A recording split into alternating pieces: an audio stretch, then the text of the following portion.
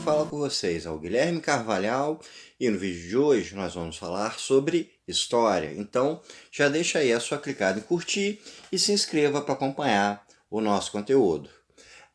No vídeo de hoje eu vou falar sobre a Era dos Três Reinos na China, que ocorreu do ano 220 de Cristo até o ano 280.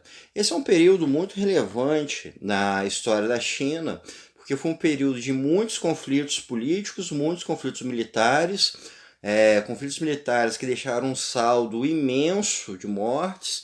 Há estimativas aí de que mais de 30 milhões de pessoas vieram a morrer durante todo o período de conflitos militares que aconteceram. E dentro da história chinesa tem uma grande importância, tem um grande impacto cultural.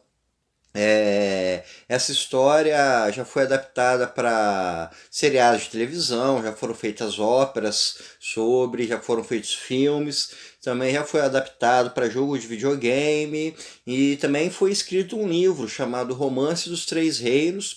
Foi escrito no século XIII e é considerado um grande marco da literatura chinesa. Então a gente pode ver como toda essa influência nos mostra como é um período muito relevante dentro da história chinesa. Então, vamos entender como foi esse conflito. Como eu expliquei, durante o ano 220 e 280, a monarquia chinesa caiu e a China foi dividida em três reinos: o reino de Wei, o reino de Wu e o reino de Shu. Porém, a gente tem que, antes mesmo dessa divisão entre esses três reinos, há um longo preâmbulo que foi muito marcado por conflitos políticos e militares que levou a China a essa fragmentação. Os conflitos, o problema político começa por volta do ano 180. Na época, a China estava na dinastia Han, uma dinastia imperial que já durava 4 séculos, já estava há 4 séculos no poder. E por volta desse ano de 180 estourou uma rebelião, que é a chamada Rebelião dos Turbantes Amarelos, que foi uma rebelião camponesa provocada pela fome, pela cobrança de impostos e pelo alto grau de corrupção que existia no governo chinês.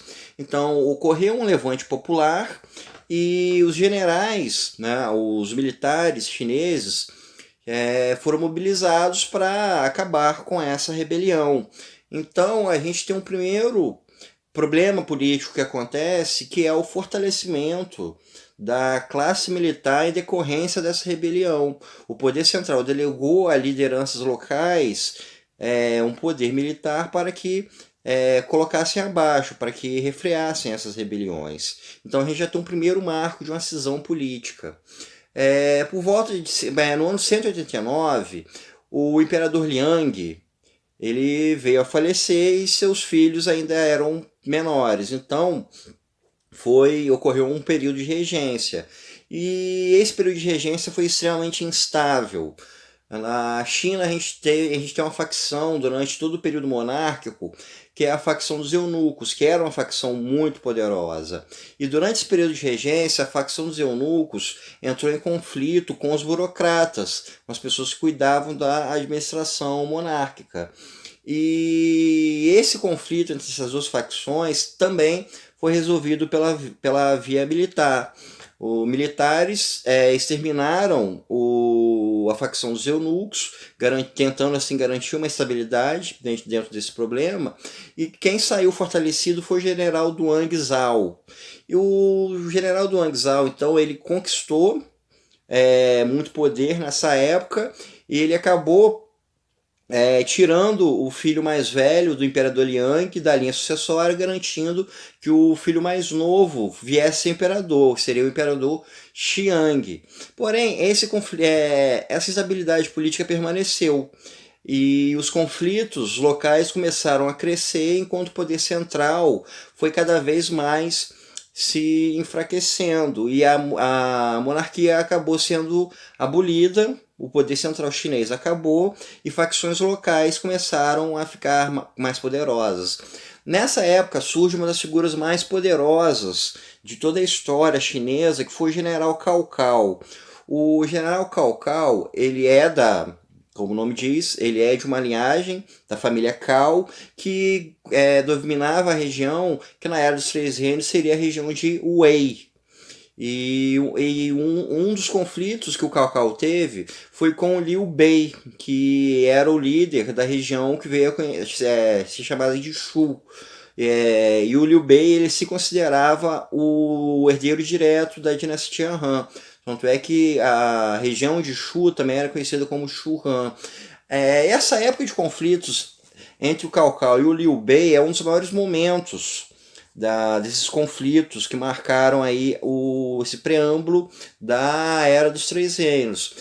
Tanto é que no romance dos Três Reinos, o maior momento de toda a história é o conflito entre esses dois líderes militares, que são figuras muito relevantes dentro da cultura chinesa. Foi um momento em que grandes líderes militares foram mobilizados. É uma época de um conflito militar muito notório dentro dessa história chinesa e que permeia toda a cultura popular que se construiu no século XX em torno, como nos filmes, nos seriados e tudo mais.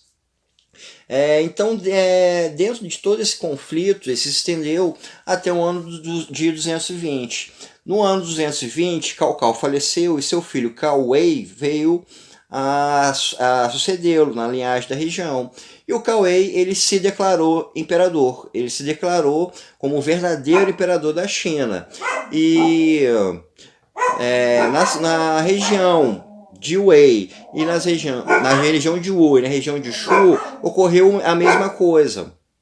Cada líder dessa região se autoproclamou como o herdeiro direto da monarquia chinesa. E com várias pessoas se autoproclamando rei, imperador, os conflitos militares vieram a acontecer. É importante a gente compreender que, apesar de se chamar Era dos Três Reinos, na verdade a gente não tem de fato três reis. Em si, a gente tem três facções em que cada um desses líderes se autoproclama imperador de toda a China. Então, de 220 até 280, a gente vai ter um intenso conflito militar entre essas três facções querendo disputar quem é que vai se tornar de fato o herdeiro da monarquia chinesa. E essas 6 décadas de conflito levaram essas três regiões, de Wei, de Wu e de Shu, a uma falência populacional, uma falência militar, uma falência econômica. Toda essa região, todas essas regiões, elas entraram em ruína devido a um longo conflito militar. E acabou então que uma nova dinastia conseguiu unificar todos esses três reinos, que foi a dinastia de Jin.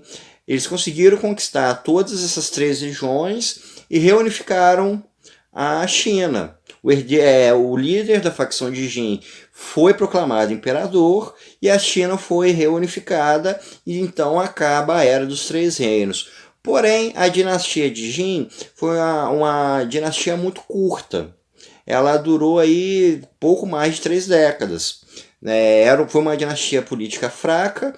Apesar de se ter uma dinastia, de se ter um novo imperador, isso não significou fim dos conflitos políticos, não significou fim dos conflitos militares, e a dinastia de Jin logo foi derrubada.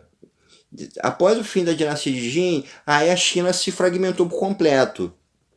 Vieram a existir cerca de 16 reinos diferentes, brigando pela coroa monarca, e esse período durou mais de 3 séculos, foram mais de 3 séculos daí em seguida, de instabilidade política, até que um novo imperador conseguisse chegar ao poder e reunificar de fato a China e começar o processo de moldá-la até o formato em que ela está hoje em dia.